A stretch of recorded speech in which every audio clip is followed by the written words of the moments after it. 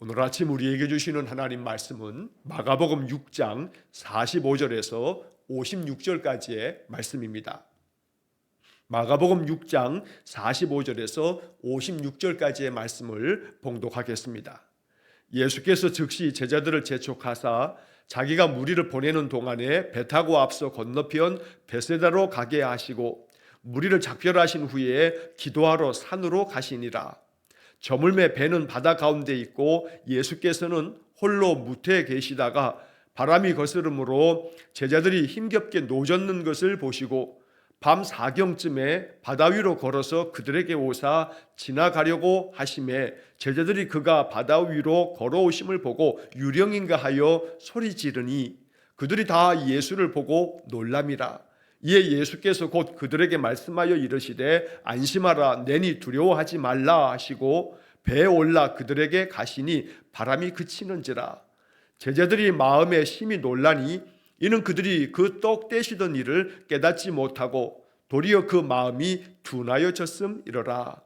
건너가 게네사렛 땅에 이르러 대고 배에서 내리니 사람들이 곧 예수신 줄을 알고 그 온 지방으로 달려 돌아다니며 예수께서 어디 계시다는 말을 듣는 대로 병든 자를 침상째로 메고 나오니 아무데나 예수께서 들어가시는 지방이나 도시나 마을에서 병자를 시장에 두고 예수께 그의 옷가에라도 손을 대게 하시기를 간구하니 손을 대는 자는 다 성함을 얻으니라.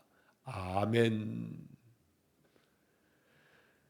자, 오늘 마가복음 6장 45절에서 56절까지의 이 말씀이 우리에게 복음이 되기를 원합니다. 여러분, 복음이라고 하는 것이 말 그대로 복된 소식입니다. 복된 소리입니다. 세상 속에서 우리가 살아갈 때 이 복음을 더 많이 들어야 합니다. 복음을 전한다라고 할 때 이 복음을 전하는 것은 믿지 않는 자에게만 필요한 것이 아닙니다. 믿는 자도 날마다 복음을 들어야 합니다. 왜냐하면 우리의 마음이 복음으로 말미암아 계속해서 날마다 회복되어야 하기 때문입니다. 뭐 우스갯예입니다만 음식을 먹는 것도 우리가 한번 먹고 나면 그 다음에는 계속 몇 날 며칠 안 먹어도 되는 것이 아닌 것처럼 언제나 매일매일 음식을 먹으면서 힘을 공급받는 것처럼 복음도 마찬가지입니다. 성경의 모든 말씀은 복음입니다. 이 성경에 기록된 약속을 발견하고 말씀에서 주시는 위로가 우리의 마음에 날마다 공급되어질 때 우리의 영이 더 강건하게 힘을 얻게 되는 것입니다. 성경에서 날마다 말씀을 읽을 때마다 이 말씀에 담겨져 있는 복음은 뭔가 라고 하는 것에 초점을 맞추면서 성경을 묵상하고 성경을 통독하고 그렇게 해야 합니다. 그래서 하나님 오늘 이 말씀에서 내가 붙잡아야 할 말씀이 뭡니까? 내 마음에 꼭 품고 살아야 할 말씀이 뭡니까? 오늘 이 말씀은 나에게 어떤 복음을 들려주시는 겁니까? 언제나 마음에 물으면서 그 질문에 하나님께서 마음 가운데 깨달음으로 답해 주실 겁니다. 자, 오늘 말씀에서 예수님께서 이제 어제 본문에서 마지막 부분에서 6장 35절에서 44절까지 오병이어의 기적 이야기를 우리가 살펴봤습니다. 자, 이 오병이어의 기적을 통해서 그 저물 때 벌어졌던 일입니다. 자, 그래서 예수님은 그 오병이어의 기적을 통해서 많은 자들을 배불리 먹이고 난 다음에 이제 그들을 돌려보내시는 장면이 오늘 본문 45절서부터 이어지게 됩니다. 자, 45절의 말씀을 보면 예수께서 즉시 제자들을 재촉하사 자기가 무리를 보내는 동안에 배 타고 앞서 건너편 베세다로 가게 하시고. 자, 여기서 이 45절의 말씀에 예수님께서 제자들을 배 타고 먼저 보내십니다.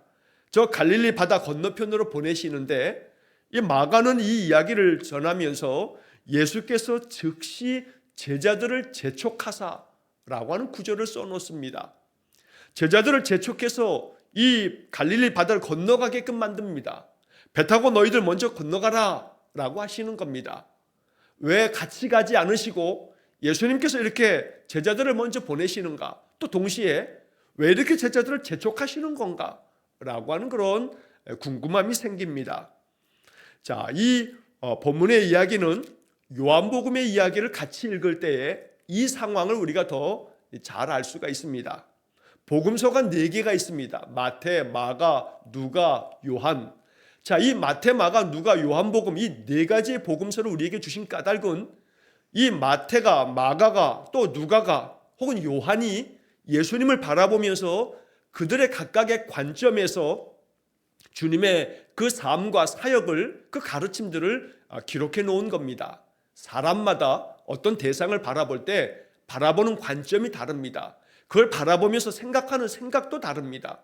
자, 그래서 마태는 마태 나름대로의 생각과 관점을 가지고 성령의 감동으로 마태복음을 기록한 겁니다.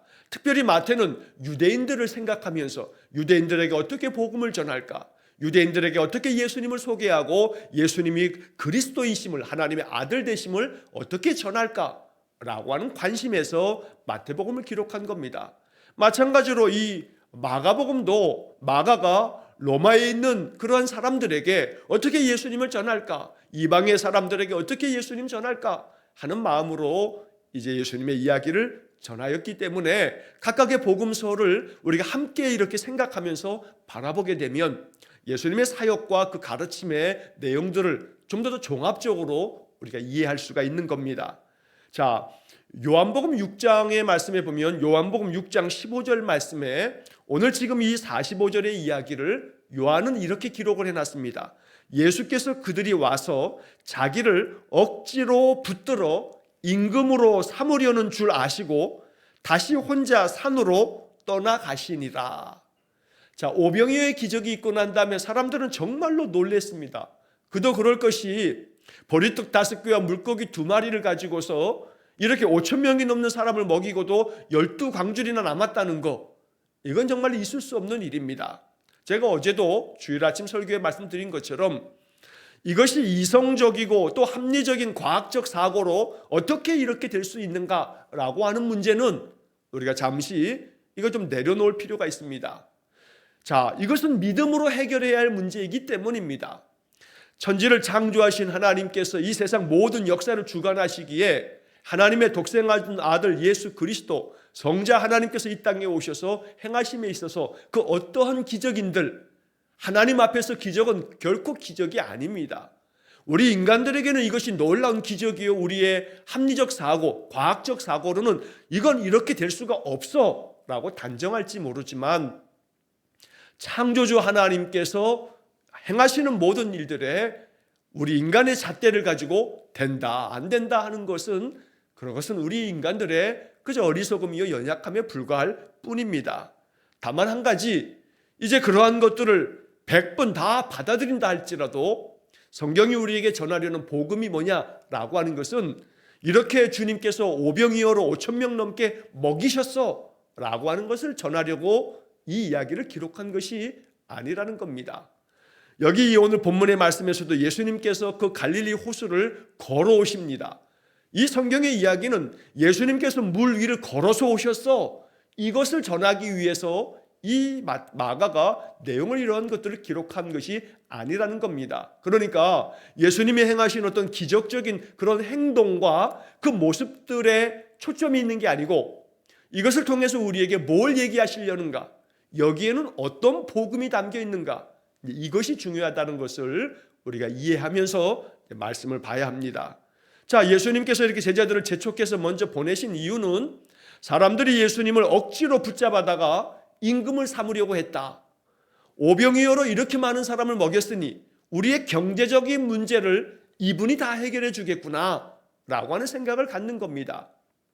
그러니 당연히 요즘 말로 하면 예수님께서 대통령이 되신다면 나라의 경제 문제라든가 국방 문제라든가 그 어떤 외교 문제라든가 예수님이 대통령만 된다면 모든 문제가 다 해결되겠구나 라고 하는 생각으로 이렇게 왕을 삼겠다라고 하는 요한복음 6장 15절의 말씀처럼 사람들은 자기들의 어떤 이해관계, 자기들의 어떤 그런 목적을 이루기 위해서 예수님을 그렇게 임금 삼으려고 했다라고 요한은 기록해 놓고 있는 겁니다.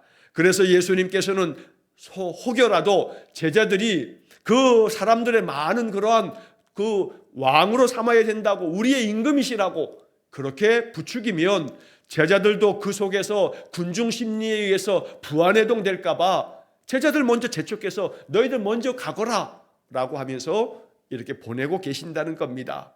인기 영합주의라고 말하는 포퓰리즘이라는 그러한 것들이 그 당시에도 그저 예수님이 임금만 되면 우리도 한 자리 차지하겠구나, 이런 생각이 제자들에게도 있었던 겁니다. 그러니 세베대의 어머니가 예수님 찾아와서 한다는 말이, 주님, 주님의 나라가 세워지면 내 두 아들을 하나는 주의 우편에 하나는 주의 좌편에 앉게 해 주십시오 라고 이렇게 청탁을 했던 것처럼, 그렇게 예수님 제자들도 그 많은 군중들, 그 많은 백성들이 요구하는 것처럼, 그래 우리 선생님께서 임금이 되시기만 하면 우리의 모든 문제는 다 해결될 거야. 그러면 우리도 예수님 옆에 있는 제자들이니 우리도 높은 자리를 차지하겠지. 이러한 매우 세속적인 그런 목적들이 그 제자들의 마음 가운데도 생겨질까 봐 예수님은 제자들을 즉시 재촉하시면서 갈릴리 호수 저 건너편으로 먼저 가라고 이렇게 하시는 겁니다. 자, 그리고 예수님은 제자들을 다 보내시고 난 다음에도 또 많은 그 모여 있었던 사람들을 다 돌려보내십니다. 자, 이렇게 돌려보내시는 이야기가 46절에 있습니다. 무리를 작별하신 후에 기도하러 산으로 가시니라. 예수님이 이렇게 많은 사람들을 다 돌려보내고, 그리고 예수님은 기도하러 혼자 산에 가십니다. 캄캄한 밤입니다. 밤에 예수님께서 산에 기도하러 가십니다. 참 은혜롭기도 하고 또 재미있는 것은 우리 대한민국의 우리 믿음의 선조들도 그렇고 우리 한국의 이 믿음의 사람들은 참 특별함이 있습니다. 성경의 말씀을 받아도 서양 사람들은 전혀 그런 생각을 하지 못하지만 2000년 교회 역사 가운데 이 대한민국 우리 믿음의 이 선배들과 우리 이 세대가 정말로 이러한 마음이 있어서 예수님을 배우고 예수님처럼 살겠다는 그런 마음 때문에 우리 믿음의 선배들은 새벽 기도도 한국만 있는 종교적인 그런 신앙의 모습입니다. 새벽 기도가 외국 서양에는 지금까지 이렇게 2000년 교회 역사 가운데 교회들이 새벽마다 정한 시간에 예배하는 이런 모습이 없습니다. 아이고 서양에도 어디도 있던데요 라고 하는 것은 선교사들이 가가지고 한국 선교사들이 만들어 놓은 그런 신앙적인 그런 문화가 되는 겁니다. 마찬가지로 철야기도라고 하는 것도 요즘에야 이 현대 사회에서는 철야기도도 예전 같지 않고 다 이제 점점 그저 다 사라진 부분이 많습니다만, 한때는 한국교회에서 철야기도가 모든 교회마다 다 있었던 때가 있었습니다. 밤을 새워가면서 그저 밤 9시 이후로 12시를 넘었을 때까지 계속해서 기도하거나 밤새 이렇게 기도하는 그런 신앙의 모습이 바로 예수님의 이러한 기도의 생활, 그저 늦은 밤에도 다시금 산에 올라가서 기도하는, 심지어 옛날에는 저 삼각산이나 또 뭐 청계산이나 여러 서울의 큰 산들에서는 그저 산에 올라가서 기도하는 산기도도 우리 한국교회 성도들에게 그것이 신앙의 아주 열정적인 그런 모습이 있었던 때가 있었던 겁니다. 예수님이 기도하러 산으로 가셨습니다. 그런데 그렇게 밤새 기도하시는 중에 자 47절에 보면 저물매 배는 바다 가운데 있고 예수께서는 홀로 무태 계시다가 바람이 거스름으로 제자들이 힘겹게 노젓는 것을 보시고, 자 예수님은 산 위에 올라가서 기도하십니다. 그런데 기도하시다가 이 제자들을 보시게 되는 겁니다. 자, 배는 바다 가운데 있다. 이 바다는 갈릴리 호수를 말한다고 여러 차례 말씀을 드렸습니다. 자, 이 갈릴리 호수가 굉장히 넓습니다. 이 넓은 것의 그 갈릴리 호수 가운데 배가 있는데 예수님께서 홀로 이 산에서 기도하고 계시는 겁니다. 배가 있는 저 갈릴리 호수 한가운데 하고, 그리고 예수님 그저 올라가 계신 그 산하고 거리가 매우 멀고 보이지도 않는 그런 곳이긴 합니다만, 그러한 곳에서 이 바람이 거스름으로 라고 하는 것은 갑자기 많은 바람이 불어 닥치면서 예전에 우리가 말씀을 보았던 것처럼 이 갈릴리 호수에는 갑자기 불어닥치는 바람들이 많습니다.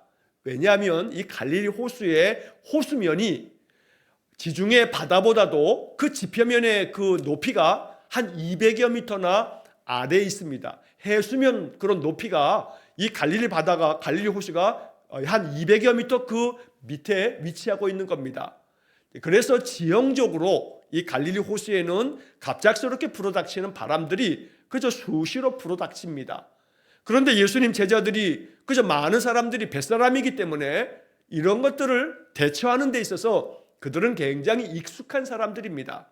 자, 그런데 그럼에도 불구하고 언제나 바람이 굉장히 거세게 불면 제자들조차도 참 어려운 것은 사실입니다. 아무리 익숙한 어려움도 어려움은 어려움인 겁니다. 인생의 삶을 아무리 많이 살아도 어려움들이 닥치면 그때그때마다 그 어려움은 우리에게 괴로움이 됩니다. 자, 여기 48절에서 바람이 거스름으로 제자들이 힘겹게 노를 저어야 되는 겁니다. 그런데 그 구절에서 그 중간에 보면 제자들이 힘겹게 노젓는 것을 보시고, 누가 보고 있는 거냐면 예수님께서 그러한 제자들의 모습을 보고 계신다는 겁니다. 그 다음 이어지는 말씀에 밤 4경쯤에 바다 위로 걸어서 그들에게 오사 지나가려고 하시매. 자, 예수님께서 제자들의 그런 모습들을 보시고서 밤 4경쯤에, 여기 밤 4경이라고 하는 이 기록은 로마인들이 표시했던 그런 로마인들의 시간 구분법입니다. 그 옛날에 예수님 시대에 지금처럼 시계가 있었던 것이 아니기 때문에 1경, 2경, 3경, 4경 이런 식으로 해서 시간 구분을 하게 되는데, 오늘날 우리 시간으로 따지면 4경은 새벽 3시부터 6시까지의 시간입니다. 그래서 쉬운 성경의 번역에서는 새벽 3시부터 6시 사이에 이렇게 번역이 되어 있습니다.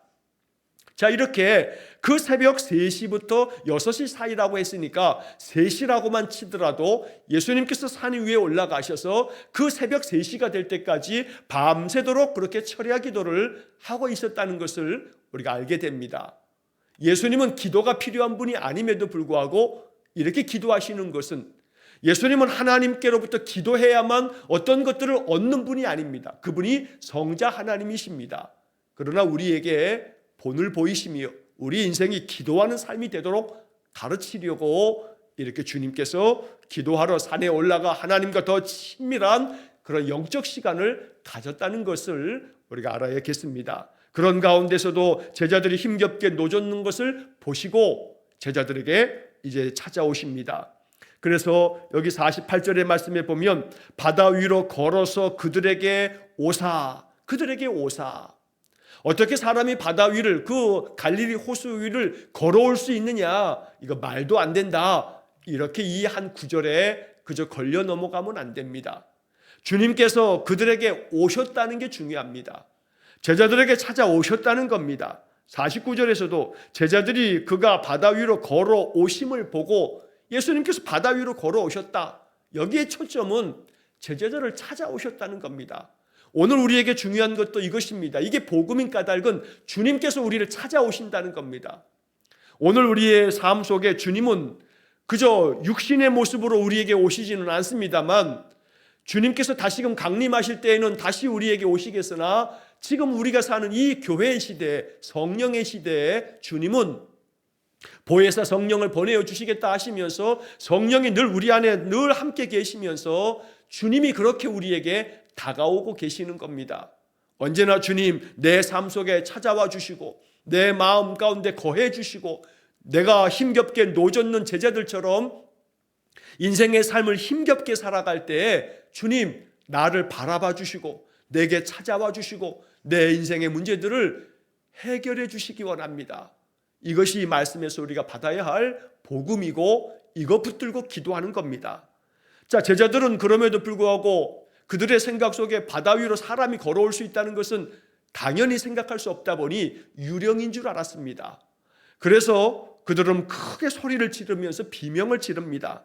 자, 왜냐하면 50절에 그들이 다 예수를 보고 놀람이라, 놀랄 수밖에 없습니다. 밤 3시부터 6시 사이니까 좋기 3시, 4시, 5시 이 어간에 캄캄한 밤에 사람 같은 그 물체가 그 호수 위를 걸어온다고 한다면 누군들 귀신이라 유령이라 그러면서 얼마나 많은 공포에 빠졌겠습니까? 그때 예수님께서 그들에게 말씀하십니다. 안심하라, 내니 두려워하지 말라. 자, 여기 이 말씀에 50절에 이에 예수께서 곧 그들에게 말씀하여 이르시되, 제가 앞서서도 한번 말씀드린 바 있습니다만 마가복음에서 마가가 의도적으로 계속해서 반복해서 쓰고 있는 단어들 중에 하나가 곧, 즉시라고 하는 이 단어입니다. 그래서 예수님께서 제자들이 그렇게 두려워 막 소리 지를 때에 예수님이 즉시 곧 말씀하셨다는 겁니다. 언제나 하나님 앞에서 우리가 어떤 모양으로 주님을 찾든지 주님은 우리에게 늘 말씀하시는 분입니다. 주님의 말씀을 잘 알아들을 수 있는, 주님이 내 마음 가운데 말씀하시는 바를 바로바로 알아차릴 수 있는 영적인 민감함이 있기를 간절히 축원합니다. 세상의 근심과 걱정과 세상의 여러 가지 잡다한 것들에 대해서 얼마나 민감합니까? 그래서 우리의 마음이 너무나 예민하게 세상 것들에 대해서 반응할 때가 많습니다. 사람이 뭐라 해도 그 사람의 말이나 행동을 아주 민감하고 예민하게 마음에 느끼면서 속상해하고 괴로워합니다. 그러나 주님께서 내게 다가오셔서 말씀해 주시거나 주님께서 내 마음을 어루만져 주시는 데에는 우리가 얼마나 둔한지 모릅니다. 그래서 오늘 우리는 이 말씀을 보면서 예수님 말씀하시는 것에 민감하게 예민하게 알아들을 수 있는, 예민하게 느낄 수 있는 영적인 민감함을 위해서 기도해야겠습니다. 세상에 대해서는 좀 둔해지고 세상에 대해서는 좀 둔감해지는 그러한 마음이 우리에게 있어야겠습니다. 그래서 기도하는 겁니다. 주님은 말씀하십니다. 즉시 그들에게 말씀하시기를 안심하라, 내니 두려워하지 말라. 안심해라. 이 말씀이 얼마나 복음입니까? 주님께서 말씀해 주시는 겁니다. 안심해라. 이것이 오늘 우리에게 들려지는 복음입니다. 우리 상황이 어떠하든지 간에 주님 말씀하십니다. 안심해라. 내가 너희들 곁에 찾아왔지 않느냐? 내가 네 옆에 있지 않느냐? 너와 함께 할 거다. 안심하라. 내가 여기 있다. 두려워하지 말아라. 말씀하십니다. 이 복음의 말씀을 마음 가운데 새겨둬야 합니다. 여러분, 이거 길지도 않습니다. 안심하라, 내니 두려워하지 말라. 여러분, 이 짧은 주님의 말씀을 그냥 외워버리십시오. 이거 뭐 외우고 자시고 할 것도 없습니다. 안심하라, 내니 두려워하지 말라. 안심하라, 내니 두려워하지 말라. 수시로 입 밖으로 자꾸 말씀해 보십시오. 그러면 이게 마음 가운데 완전히 새겨집니다. 그러면 이 말씀이 내 삶 속에서 순간순간 이 말씀이 내 마음의 영혼 가운데 들려집니다. 내가 외워두었기 때문에. 말씀을 외워두면 하나님은 성령의 감동으로 시시때때로 필요한 말씀이 가장 적합하게 생각나게 되어지는 겁니다. 성령은 우리에게 주시는 많은 말씀들을 생각나게 하시는 분이라고 요한복음은 우리에게 알려주고 있습니다. 자, 그렇기 때문에 주님께서 말씀하신 대로 안심하라, 내가 여기 있다, 두려워하지 말아라. 제자들을 안심시켜 주시면서 배에 오르십니다.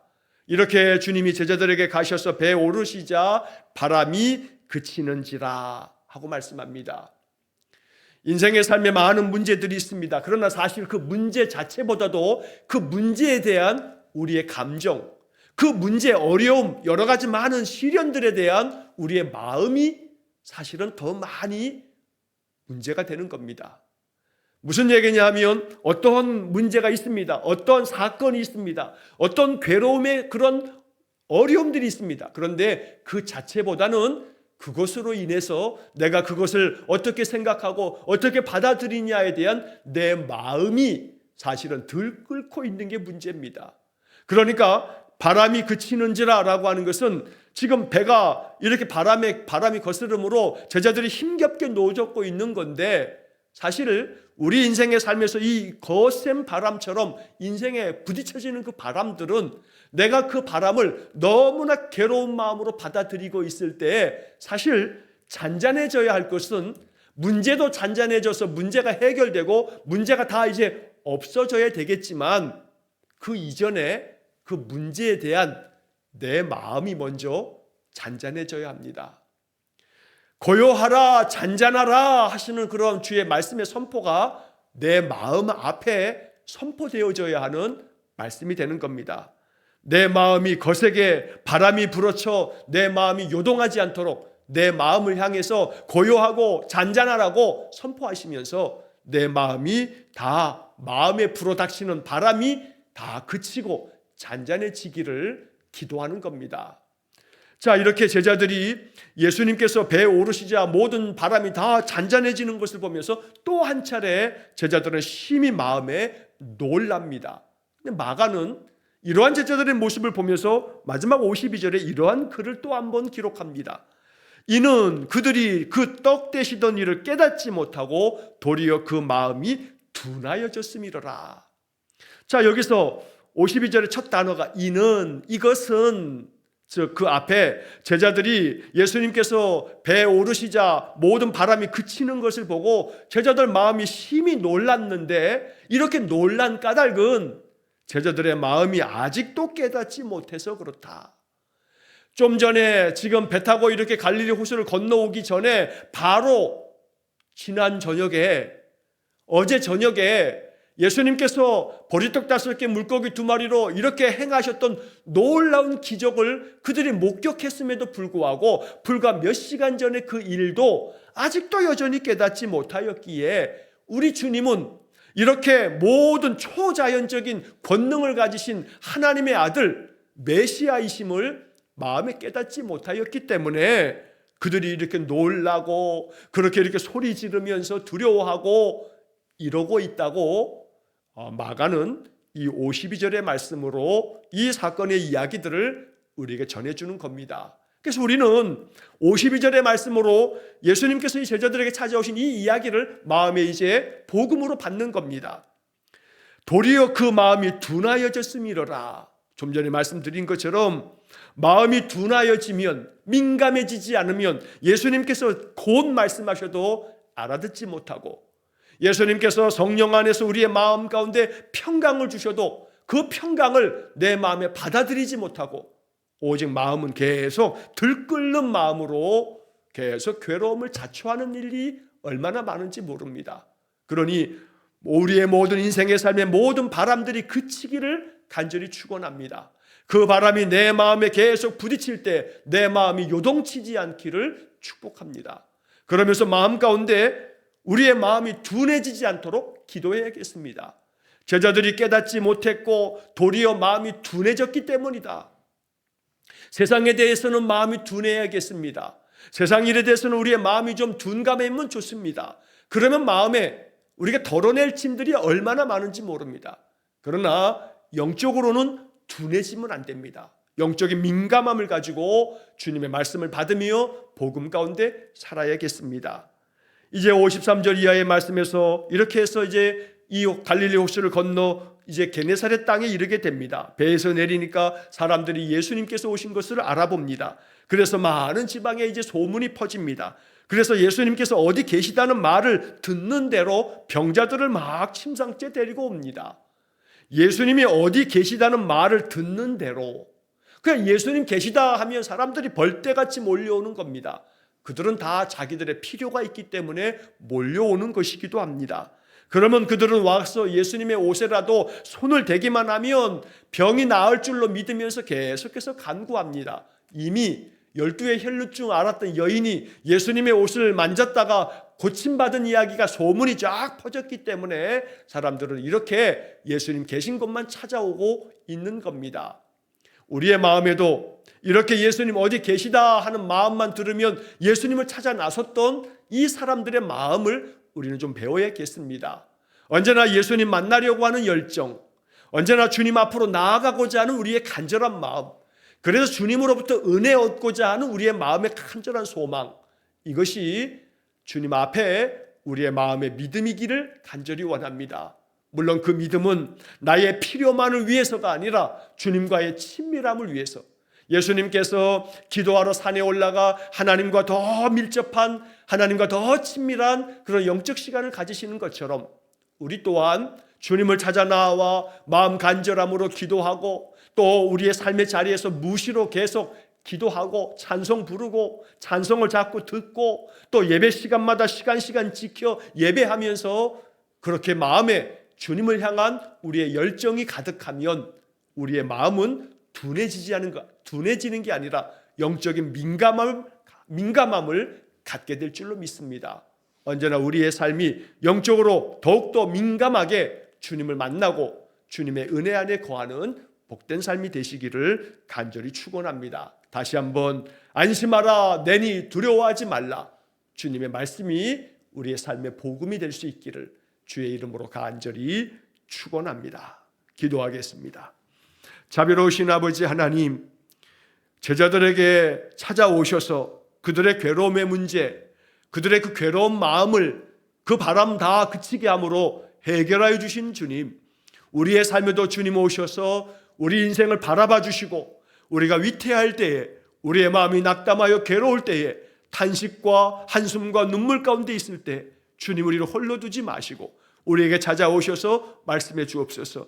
안심하라 내니 두려워하지 말라. 주의 말씀이 쟁쟁이 내 마음 가운데 들려지도록 역사해 주옵소서. 그리하여 언제나 우리의 마음 가운데 우리의 마음 둔해지지 아니하고 영적으로 더욱더 민감하고 예민하게 주님을 만나고 주의 말씀을 마음으로 깊이 듣고 그렇게 해서 복음 안에서 은혜를 누리며 사는 우리 성도들 되게 해 주옵소서.